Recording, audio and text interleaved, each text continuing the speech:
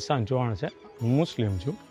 હું શ્રાવણ મહિનો છે, હું એક દિવસ આગળ આવું, ગઈકાલે પણ આવ્યો હતો ચાલી, અને આખો શ્રાવણ મહિનો હાલીને આવું છું. 35મું વર્ષ છે, મને 53 થયા, અને 21 વર્ષથી સોમનાથ મનબુદ્ધિના ભિક્ષુ વૃદ્ધોને અપકને સોમનાથની યાત્રા કરાવું. શ્રાવણ મહિનાના પહેલા સોમવારે લઈ જાઉં છું, અને આ વખતે સંખ્યા ઓછી લઈ જઈ શકું છું, કારણ કે મારું એક્સિડન્ટ થયું છે અને ખર્ચો બહુ વધી ગયો છે. 9 મહિના હું દવાખાનાનું અને પગની કસરતથી માન સાજો થયો છું. ફ્રેન્ડ છે એ ફેલ થતો, તો મેં એની માનતા ઈશ્વરીય રાખી કે ભાઈ ઈશ્વરીય મહાદેવ બહુ પ્રખ્યાત છે, તો અહીંયા હાલીને આવ્યો, એની માનતા રાખી, એ પાસ થઈ ગયો.